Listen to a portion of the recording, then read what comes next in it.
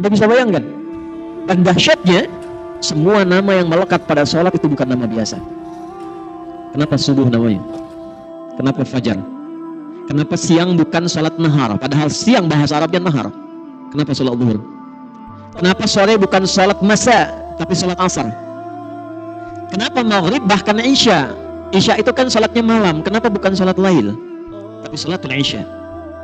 Dari 5 ini kita ambil satu saja, karena kita ada di waktu subuh. Hari ini kita akan ungkap nama subuh dan fajar. Jemaah sekalian, sholat subuh ini menjadi menarik karena dua namanya, dan cuma satu-satunya dari semua sholat yang 5 waktu disebutkan dengan dua nama dalam Al-Quran, dan keduanya menggunakan sumpah. Satu, fajar, yang imam tadi kita bacakan, wal fajr walayalin asyr. Perhatikan baik-baik, nanti ada rahasia dalam surah ini. Orang yang mampu memahami ayat ini, menunaikan salat di waktu fajarnya dengan semangat fajar, Allah akan muliakan hidupnya, Allah akan bebaskan dari kefakiran, diberkahi kalau punya jabatan, diberkahi kalau punya harta, dan ditutup hidupnya dengan husnul khatimah, ditampakkan surganya sebelum wafatnya.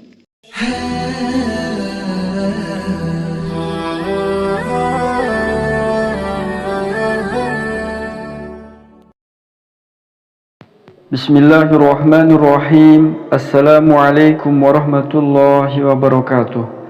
Alhamdulillahirabbil alamin. Allahumma shalli ala sayyidina Muhammad wa ala ali sayyidina Muhammad.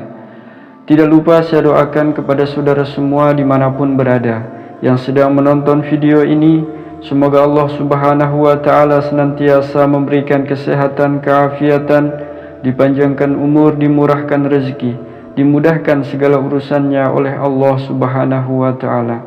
Amin ya rabbal alamin. Sahabat channel Lafaz Zikir yang dirahmati Allah, pada kesempatan yang mulia ini kembali kita akan mendengarkan tausiah yang disampaikan oleh guru kita, Ustadz Adi Hidayat. Semoga dengan wasilah tausiah ini Allah subhanahu wa ta'ala menambah ilmu kita, khususnya ilmu tentang kepahaman agama Islam, sehingga kelak pada hari kiamat kita diselamatkan dan dimasukkan ke dalam surganya. Amin ya rabbal alamin.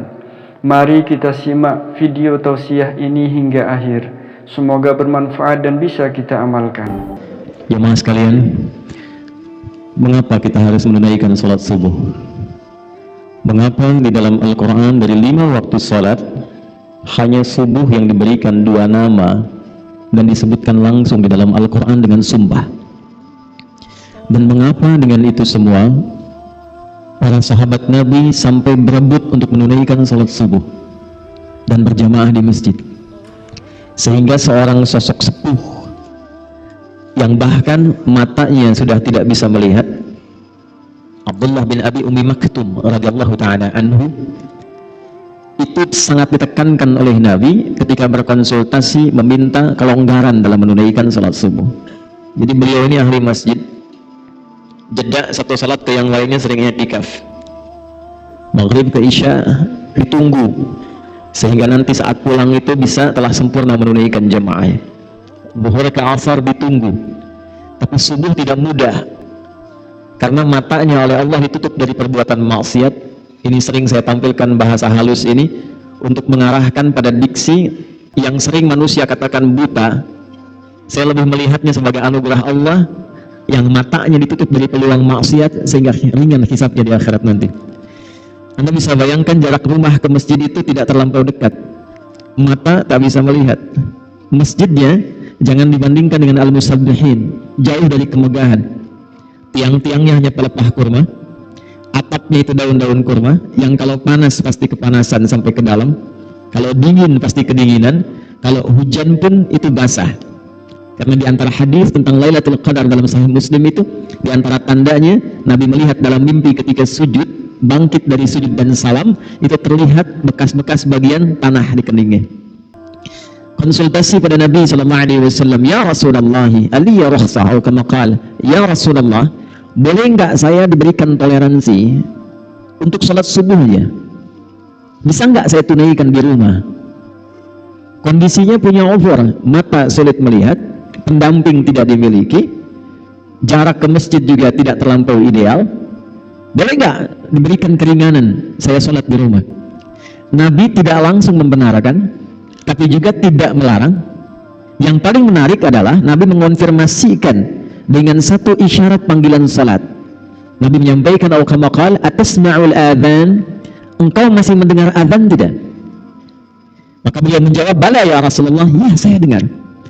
Dan ingat, azan itu panggilan konfirmasi iman yang langsung dibuka di Al-Quran itu dengan kata iman dan menggunakan adatul hasri, huruf pembatas innama. Quran surah ke-8 ayat kedua.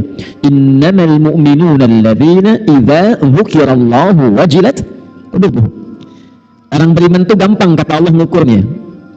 Ciri pertamanya, kalau kita ingin mengetes dan melihat apakah kita masih punya iman, kata Allah, coba dengarkan ketika disebutkan nama Allah, diperdengarkan di telinga kita. Dalam bahasa Arab telinga itu disebut udhun, jamaknya disebut azan.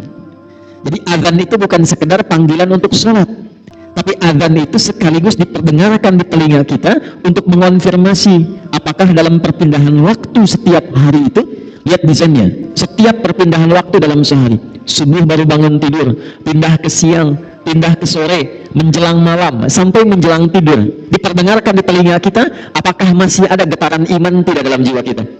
Maka ketika disebutkan nama Allah, idza dzukirallahu, kalau diperdengarkan disebutkan nama Allah, Allahu akbar, Allahu akbar, itu otomatis kalau imannya ada getaran itu muncul. Dan itu beda.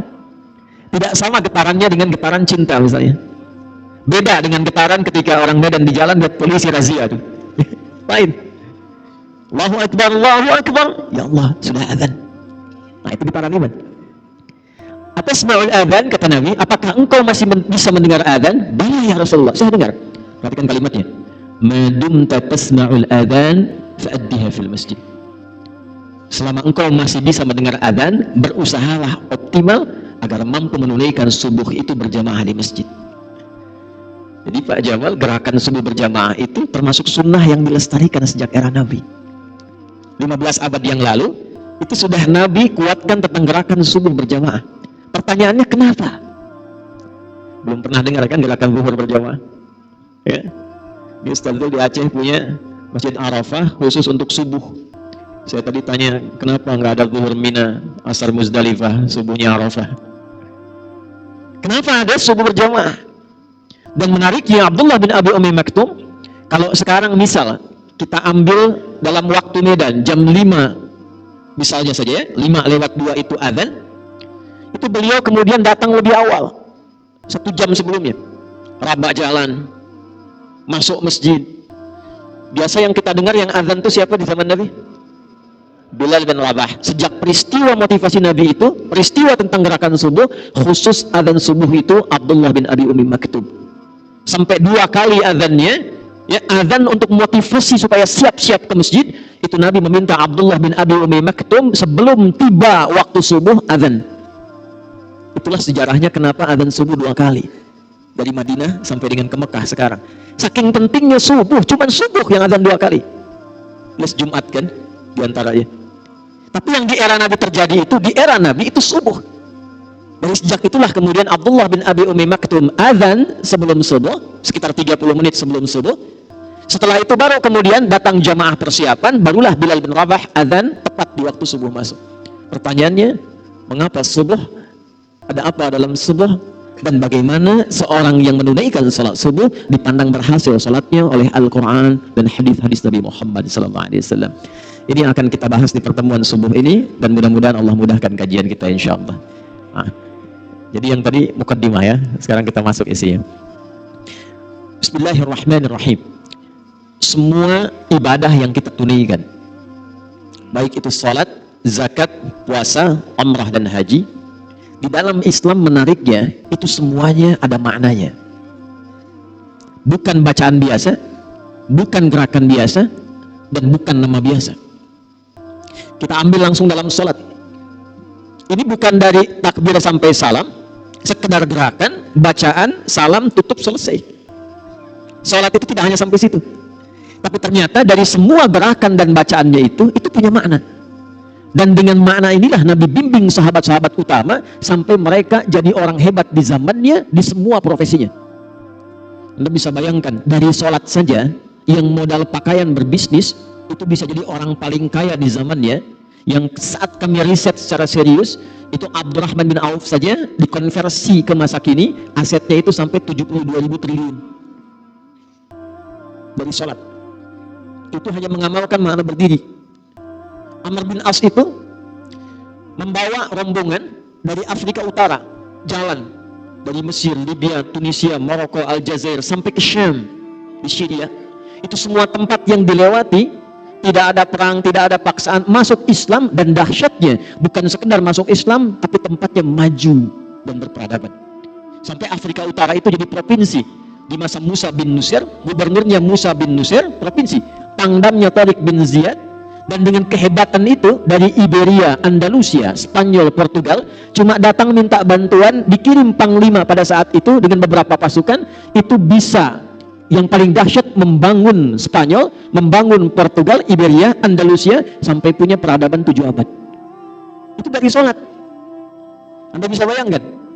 Dan dahsyatnya, semua nama yang melekat pada sholat itu bukan nama biasa. Kenapa subuh namanya? Kenapa fajar? Kenapa siang bukan sholat nahar? Padahal siang bahasa Arabnya nahar.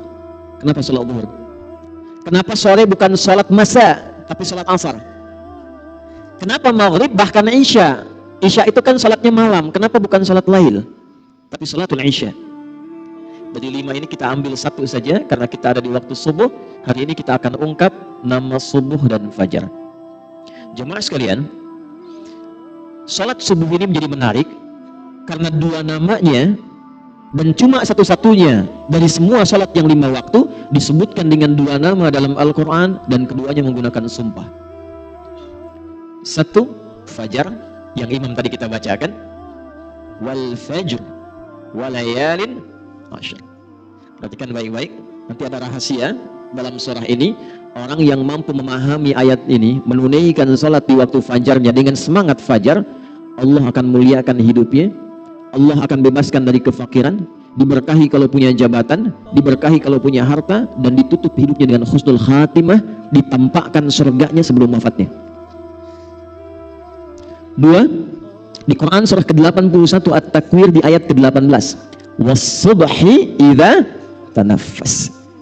Orang yang mampu memahami ayat ini, Allah akan jadikan semua aktivitasnya tertata, terukur, ringan dan sukses saat dilakukan. Ini yang menyebabkan Nabi langsung komen tentang subuh. Dan ingat, kalau Nabi sudah komen, umatnya tinggal like and subscribe. Jangan komen lagi. Ya. Allahumma barik li ummati fi bukuriha. Ya Allah, jika ada umatku memiliki gerakan subuh, senang ke masjid, senang menunaikan jamaah fajar, mohon sempurnakan berkahnya untuk umatku itu. Itu langsung doa Nabi itu. Baik. Sehingga Nabi sebelum masuk waktu subuh, waktu fajar, diabadikan nanti dalam satu hadis yang diriwayatkan oleh sahabat junior keluarga dekat beliau, ringkar A1 Ahlul Bait, Ibnu Abbas radhiyallahu taala anhuma. Didokumentasikan riwayat ini oleh Sunan Abu Daud dalam kitabnya Sunan Abu Daud nomor hadis 1367. Saking pentingnya subuh, Nabi persiapan dengan sempurna, merencanakan semua agenda saat bangun dari tidurnya. Kita mulai subuh. Apa itu subuh? Halo? Tiap hari sholat subuh belum tahu apa itu subuh? Ayo, 1 juta yang tahu. 2 juta. Yang ngasih Pak Wali, bukan saya. 5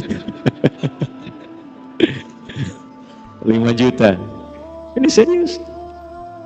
Nah, udah waktu habis. Subuh itu bukan pagi pada asalnya. Subuh itu akarnya dari kata asbah, yang berarti sesuatu yang disiapkan dengan rapi, yang berarti rencana kegiatan yang dirapikan, yang berarti planning dari aktivitas yang disiapkan. Jadi kalau orang Arab itu bertanya begini, kaifa asbahta ya akhi, bagaimana kabarmu di pagi ini, di subuh ini, maksudnya bukan tanya kondisi tubuh. Kalau cuma tanya kabar, kaifa haluk, selesai. Tapi dia tanya, bagaimana kabarmu hari ini dan kegiatanmu di hari ini? Apa yang akan kau kerjakan di jam 8 nanti? Apa yang kau lakukan jam 9 nanti? Sudahkah engkau punya kegiatan yang tertata di pagi ini? Itu asbah. Sifat dari itu, kalau kita siapkan menjadi agenda yang terukur, yang akan kita kerjakan di setiap hari yang kita lalui, maka sifatnya berubah menjadi subuh namanya. Nah, karena itulah kemudian ketika Allah berfirman dengan sumpah di Quran surah ke-81 At-Takwir ayat ke-18, was-subhi idza tanaffas, dan aku bersumpah demi waktu subuh yang aku bentangkan keberkahannya. Perhatikan cara menerjemahkannya langsung dengan tafsir, idza tanaffas, ketika tiba waktu subuh itu, maka siapkan agenda terbaikmu bersamaan dengan nafas pertama yang aku anugerahkan kepadamu saat bangun itu. Sehingga semua alam itu sudah menyiapkan agenda terbaik untuk berbuat kebaikan. Silahkan cek. Matahari saja, itu ketika mulai bertugas, membelah kegelapan malam, menunjukkan kebaikan pada manusia, dengan perintah Allah, dimulai dengan subuh. Tumbuh-tumbuhan, kapan mereka memberikan manfaat dan menebarkan oksigen? Itu dimulai waktu subuh. Saya waktu di Belanda kemarin, berapa waktu lalu saya di Belanda, di Utrecht, kami ditempatkan di satu villa dengan alamnya yang sangat indah, udaranya bagus, bawahnya itu kanal-kanal indah. Di Belanda itu kanalnya disambungkan ke 13 provinsi, jadi kalau macet di darat, mereka itu pakai jalur kanal, sungai. Pak, saya tes keluar sebelum subuh ke balkon hanya untuk mengecek udara. Belum segar, Pak. Lalu saya tunggu, begitu tiba waktu subuh, waktu Utrecht di Belanda, begitu tiba waktu itu berubah udaranya dari yang tadinya agak pengap, padahal tumbuhan banyak karena masih karbon dioksida. Begitu tiba subuh, tiba-tiba berubah semua, segar, nyaman, indah. Was-subhi idza tanaffas. Anda bisa bayangkan, mohon maaf, begitu subuh tiba, matahari sudah beramal saleh. Begitu subuh tiba, tumbuhan sudah beramal saleh. Begitu subuh tiba, hewan sudah beramal saleh, ayam sudah berkokok, binatang sudah bertasbih. Mereka sudah punya giat, rencana kegiatan yang disiapkan, dan mereka tidak dihisab. Dikembalikan kepada umat Nabi Muhammad SAW. Kita yang dihisab, kita yang beraktivitas, khususnya kita yang muslim yang sudah punya iman, setiap bangun dari tidur ditanya oleh Allah dengan sumpah, hei Adi Hidayat, dari bangun ini, rencana apa yang sedang kau siapkan untuk dieksekusi di hari ini? Jadi sebetulnya nggak boleh ada orang Islam tuh bangun tidur nggak punya rencana hidup. Jangan sampai ditanya begini, jam 7 nanti apa yang dikerjakan? Belum tahu saya. Nah, itu belum subuhan.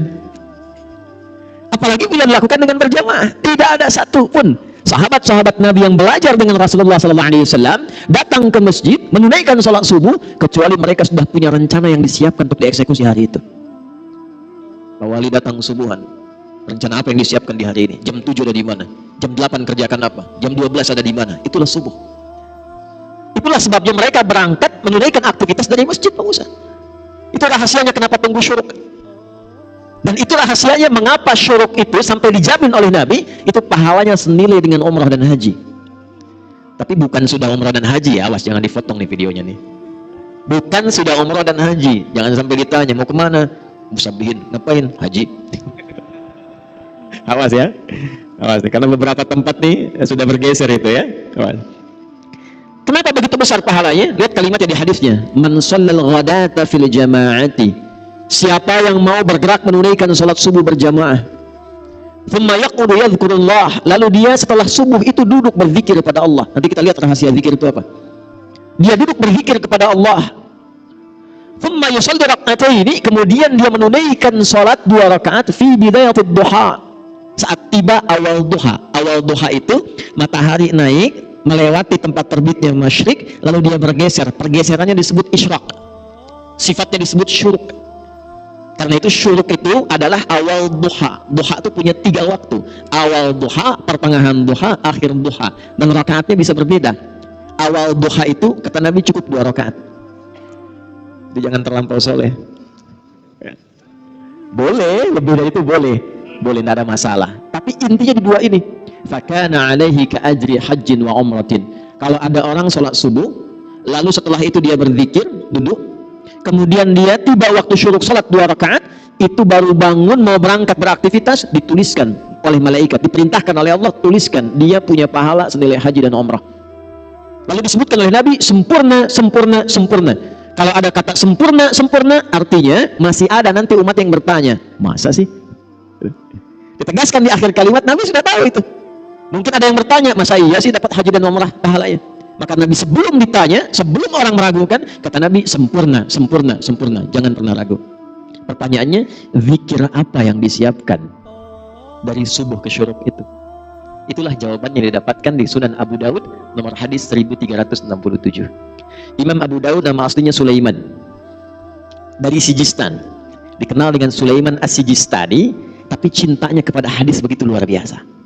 Sampai hafal banyak hadis, lisannya begitu lunak membacakan hadis, bukan hanya sanad, matan, tapi statusnya. Jadi kalau ditanya, ya Imam, ini hadis apa? Ini statusnya begini, ini sahih, ini dhaif, yang ini mungkar, yang ini matruk, ini maudhu, ini statusnya begini. Saking ringannya lisannya menyebutkan hadis, para ulama komen. Di antara yang komen itu Al-Imam Ibnul Qayyim Al-Jauziyah, jika ada Nabi Daud mudah melunakkan besi dengan tangannya, maka ini Abu Daud ringan melunakkan hadis dengan lisannya. Jadi bukan sekedar kunyah untuk keturunan Abu Daud ini, tapi juga memberikan kesan begitu cinta, senang kepada hadis, diberikan anugerah oleh Allah ringan dalam menilai dan menyebutkan hadis. Di antara sekian hadis yang beliau dokumentasikan dalam kitabnya Sunan, nanti satu saat kita belajar detail ya. Mungkin bagi para dai, imam dan khatib, kenapa kitab hadis dibagi 4 nanti? Ada mu'jam, ada sunan, ada musnad nanti, ya. Saya ulangi ya. Ada 1 jami', 2 sunan, 3 mu'jam, 4 musnad. Yang ini sunan. Kitab sunan itu kitab hadis yang disusun berdasar urutan fikih kegiatan ritual kita. Cepat, nomor hadis 1367 diriwayatkan langsung oleh keponakan Nabi SAW, anaknya paman beliau. Nabi punya paman, salah satunya Abbas radhiyallahu taala anhu, beda usia dengan Rasulullah itu kurang lebih 3 tahun. Tempat tinggalnya dekat dengan Nabi, di samping Babus Salam. Jadi kalau bapak ibu umrah atau haji, saya doakan yang belum insya Allah bisa disegerakan.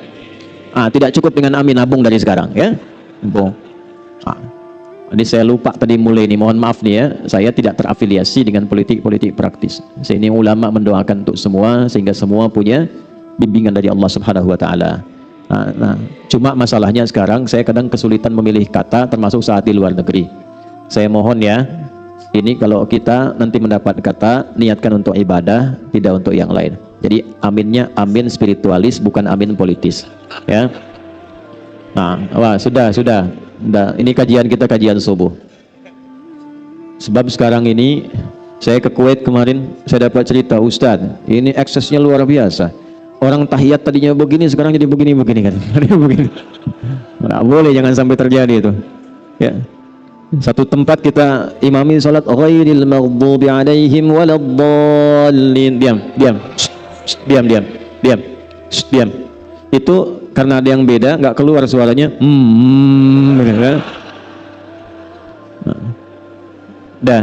Kita balik lagi. Saya ingatkan ya. Jadi kalau pilih kata atau apa, ini nggak ada hubungan dengan politik yang lainnya. Posisi saya jelas.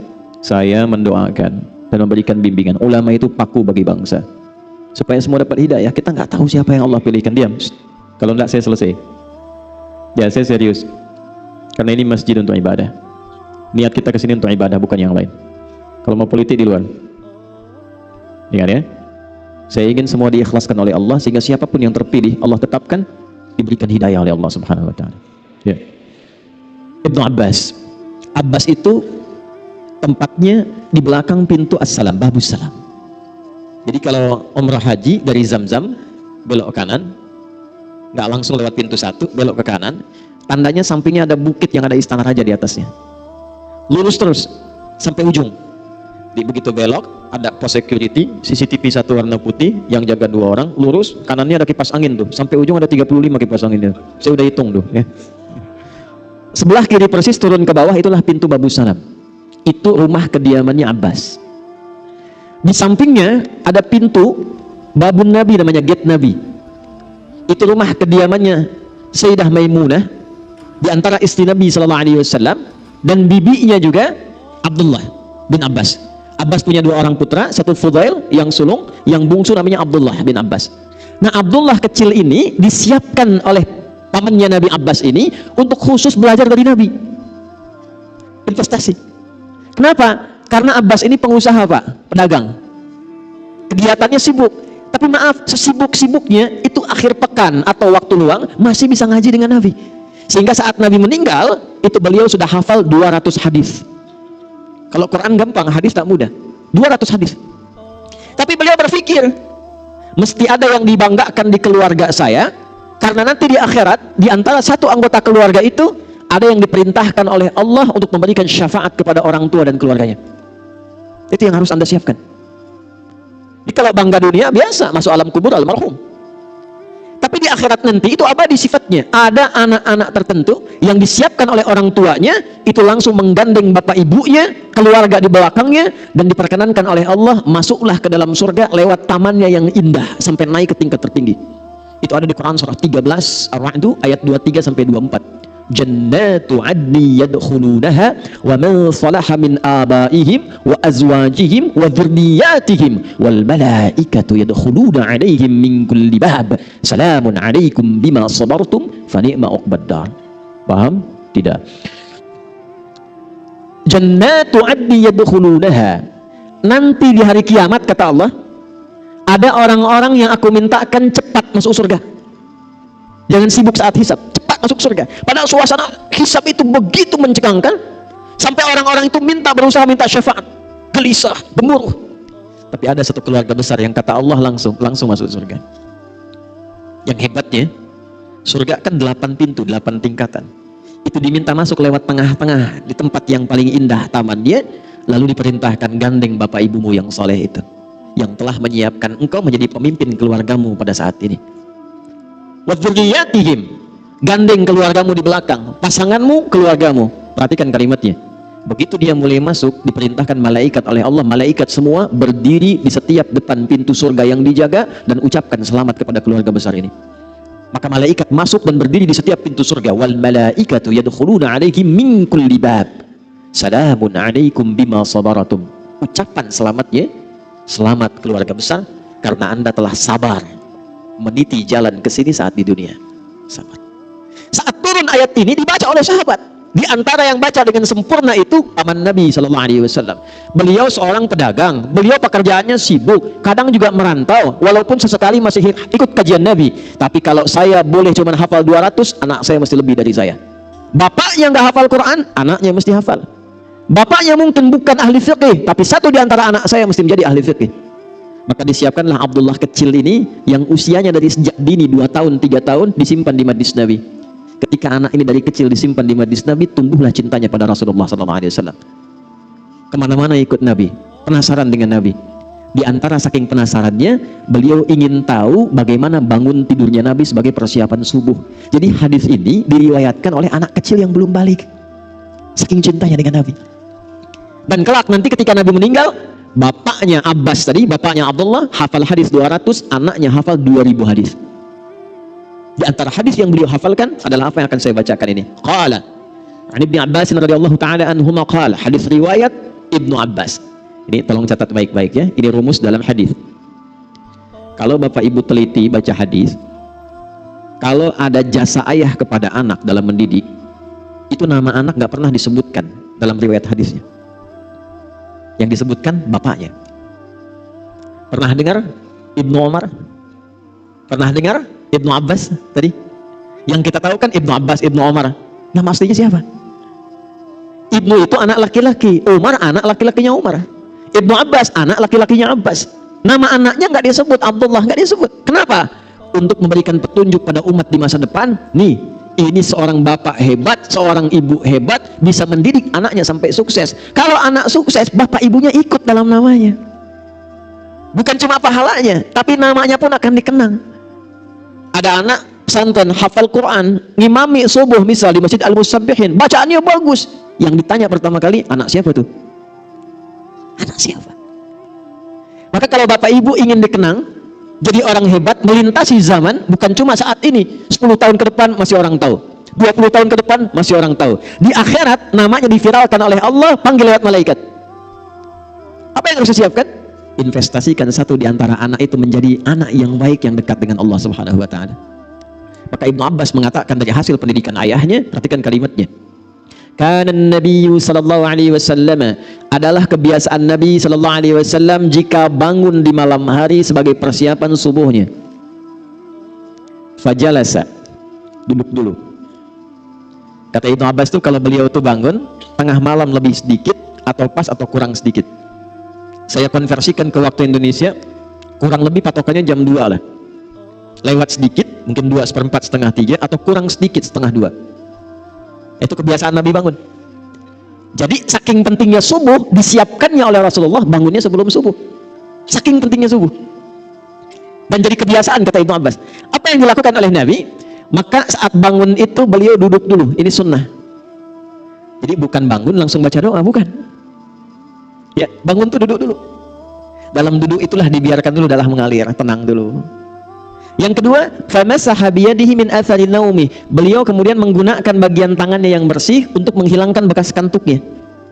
Hilangkan dulu ngantuknya. Ya, jadi bukan bangun tidur langsung baca doa, tidak. Doa itu bagusnya dibacakan dalam keadaan sadar dan khusyuk. Bangun jam 2, ngantuk masih ada. Alhamdulillah nih. Ayo nah, sadar jam 6. Sadar dulu. Karena doa itu ketika dipanjatkan dalam keadaan sadar, diiringi dengan hati yang khusyuk, seketika jawaban muncul. Minimal ada getaran hati, ada ketenangan, konfirmasi dalam jiwa kita. Maka apa yang terjadi? Baru kemudian setelah sadar, hilang ngantuknya, ini yang pertama dilakukan. Kita kombinasikan dengan hadis Al-Bukhari dari dua orang sahabat, Mu'adz bin Jabal dan Jundub bin Junadah radhiyallahu ta'ala anhuma. Faqara'a, maka baru Nabi membaca doa. Perhatikan doanya.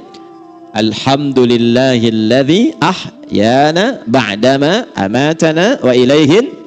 Pertanyaan saya, paham nggak maknanya apa doa itu? Ini sebetulnya komitmen awal kita menjalani hidup. Alhamdulillahilladzi ahyana. Ya Allah, terima kasih.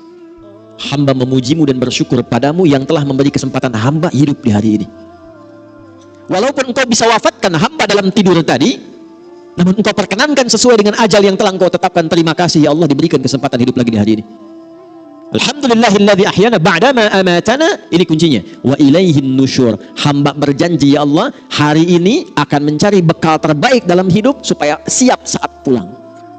Jadi nusyur itu artinya menyebar untuk pulang. Kita saat mengatakan wa ilaihin nusyur, kita berkeyakinan selama ini beraktivitas, satu saat pasti pulang. Itu saat kembali kepada Allah. Pertanyaannya, apakah setiap yang pulang itu sudah menyiapkan bekal untuk pulangnya? Karena sifat pulang itu, Pak, Bu, itu punya sifat senang. Ya, Bapak Ibu di Jakarta menjelang Lebaran, mau akhir Ramadan, pulang kampung senang tidak?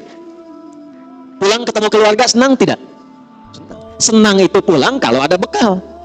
Saya tanya ada orang, kenapa tak pulang? Saya tak ada bekal, Ustaz, katanya. Tapi kalau dia sudah punya bekal, walaupun cuma pakai motornya bebek, itu bekalnya jadi singa tuh. Belakang kasih pelepah pisang, tambah lagi kemudian bacaan dus 1, dus 2, dus 3. Di belakang dekat knalpot dia tuliskan, aku pulang sayang. Dan di rumah dia kabari, ini miniatur kehidupan. Di rumah dia kabari, aku pulang nih, abang pulang katanya. Dan yang di rumah itu bisa menyiapkan bekal yang tadi telah disiapkan untuk datang, diganti dengan semua persiapan yang indah. Rumah dicat, kue-kue disiapkan, yang tidak ada jadi ada, dan cuma ada di Indonesia. Mohon maaf, itu kalengnya kaleng biskuit, isinya bisa rangginang. Saya tidak sebut nama supaya tidak endorse itu ya. Nah itu miniasi dunia, makanya disebut Id. Id itu pulang. Innallaha la yukhliful mi'ad. Mi'ad itu waktu pulang. Tempat pulang disebut ma'ad. Innalladzi farada 'alaikal Qur'ana laradduka ila ma'ad. Hei engkau yang sibuk, hei yang punya jabatan, hei yang punya kekayaan, hei yang merasa pintar, hei yang ini, hei yang itu, silahkan kau kerjakan apapun dalam hidupmu, tapi engkau pasti pulang. Quran surah 39 ayat 30, innaka mayyitun wa innahum mayyitun. Muhammad, engkau akan pulang dan umatmu pun semua akan pulang. Nah, ini mayit nih. Saya juga mayit, calon meninggal.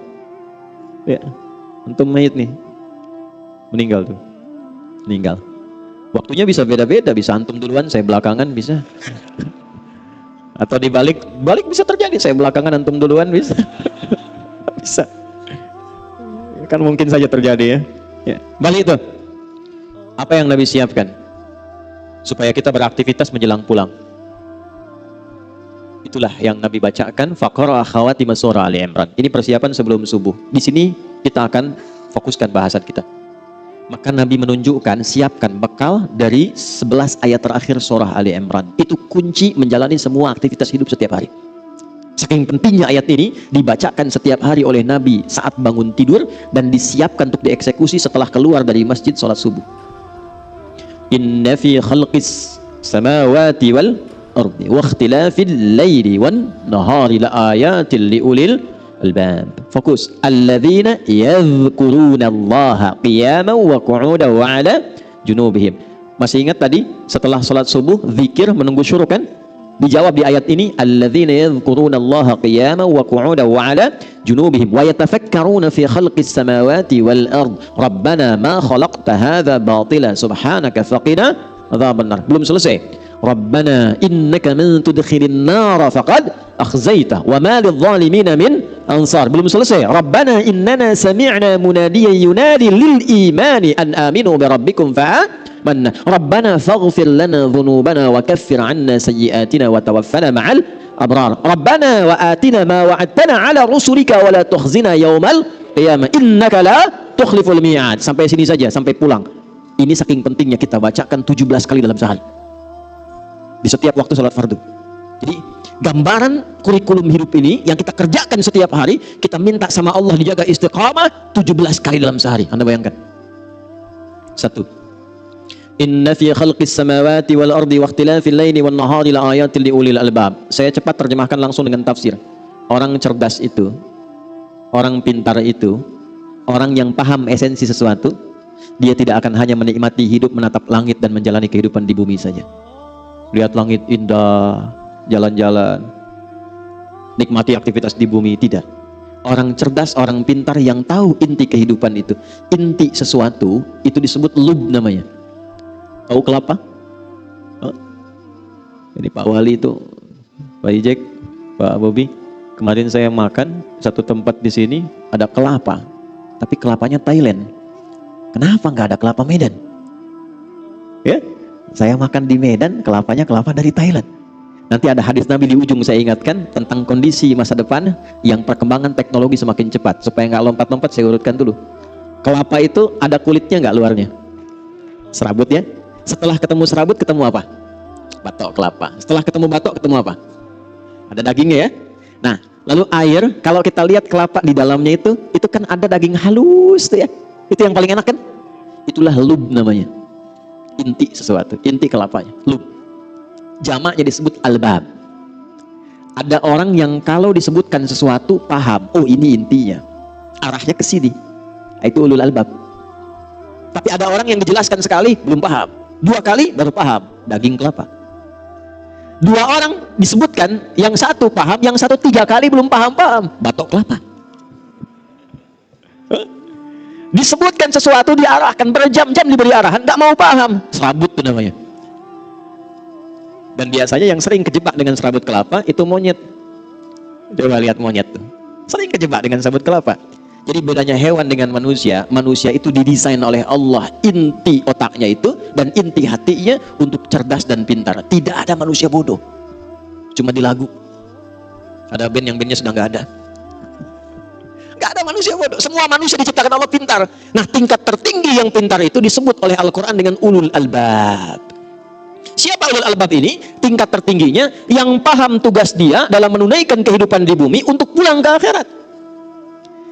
Jadi kalau cuma mengumpulkan harta, berangkat gelap, pulang gelap, harta banyak, akhir pekan liburan, tunjukkan, bikin status, maaf, itu belum ulul albab, itu baru batok kelapa.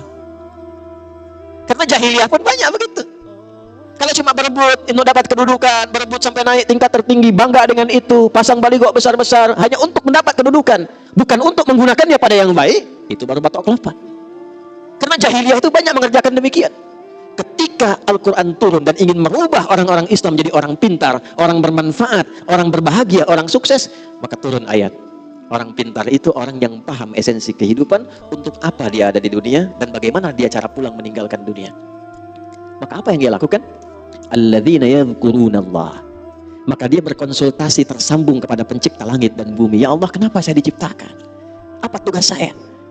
Untuk apa saya menjalani kehidupan di bumi ini?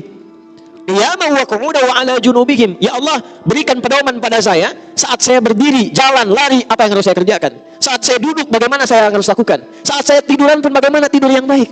Karena itu Anda tidak akan pernah temukan pedoman yang lengkap dari berdiri sampai tidur, bahkan caranya dan doanya, kecuali dalam Islam. Coba saya tanya ya, bangun tidur ada doanya nggak? Ada caranya. Mau tidur ada doanya nggak? Ada caranya. Ada. Pertanyaan saya, cara bangun tidur dengan cara akan tidur sama tidak? Doa bangun tidur dengan doa mau tidur sama tidak? Doa itu bukan sekedar menjadikan aktivitas jadi ibadah, tapi isinya petunjuk bagaimana menjalani aktivitas itu.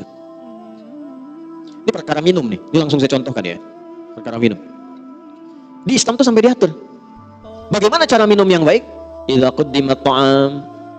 Adinda kata Nabi, jika makanan hidangan, minuman sudah dihidangkan di hadapanmu, khudh biyaminika ma yalik, ambil dengan tangan kananmu yang paling dekat denganmu. Yang paling dekat. Jadi kalau jus jambunya jauh, yang dekat itu air minum biasa, atau akal saja. Karena itu Bu, kalau ibu masak menghidangkan, maksud hadis ini, ibu harus kenal dengan anggota keluarga. Dia suka apa? Kalau dia suka ayam, dekatkan dengan ayam. Kalau dia suka ikan, dekatkan dengan ikan.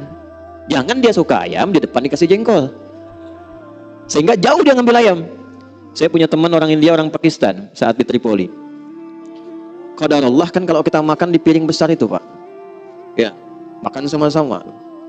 Jadi begitu mau makan, si India ini depannya ayam, Pakistan cuman nasi biryani depannya, ayamnya nggak ada. Ini kambing ayam depan yang India.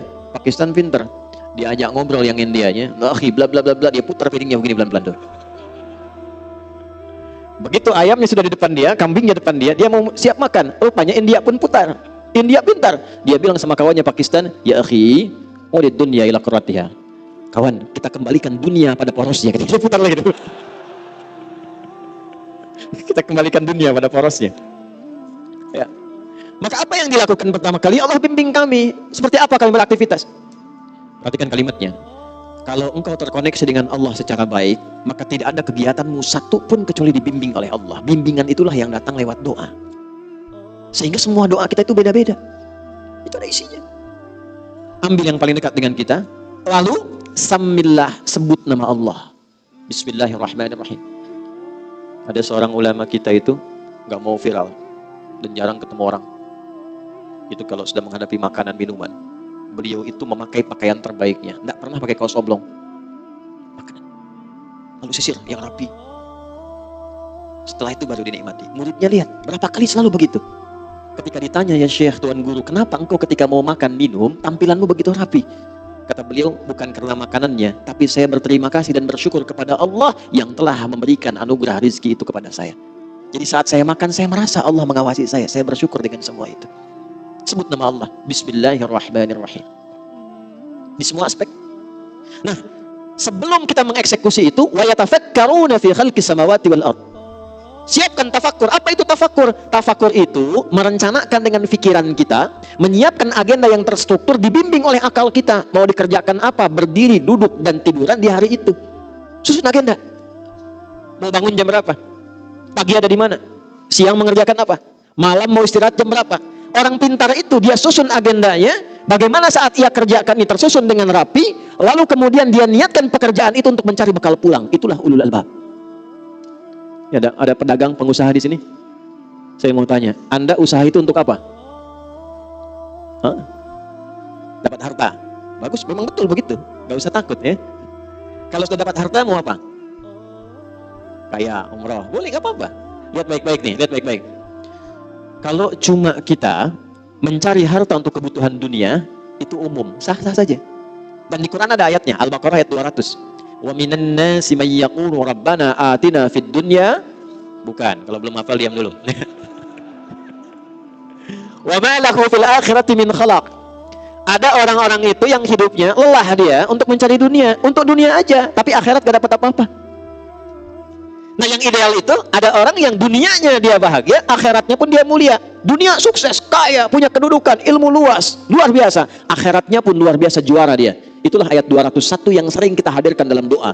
Wa minhum may yaqulu rabbana atina fid dunya wa fil akhirati hasanah wa qina.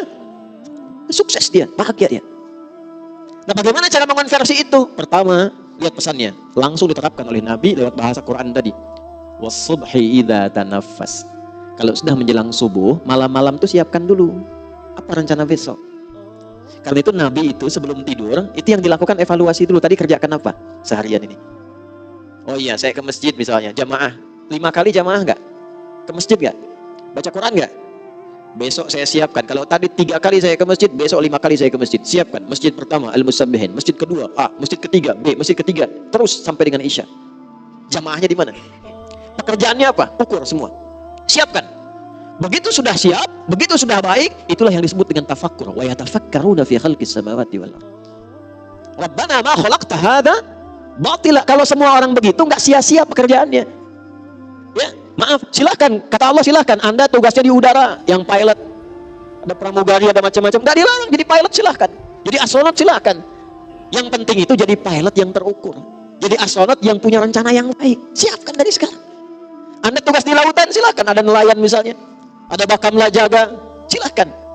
Tapi siapkan apa yang harus Anda lakukan saat akan berangkat ke lautan, itu punya rencana yang jelas. Di daratan juga demikian. Setelah itu, ini yang hebat, ini yang hebat. Iringi semua kegiatan itu dengan persiapan sampai akhirat. Satu, kata Allah, jangan sampai engkau berbuat maksiat dan kerusakan dalam pekerjaanmu, karena neraka itu lebih keras ancamannya dibandingkan dengan keadaan dunia. Rabbana innaka man tudkhilin nar faqad akhzaita. Susun rencana yang baik, niatkan ikhlas untuk kemanfaatan.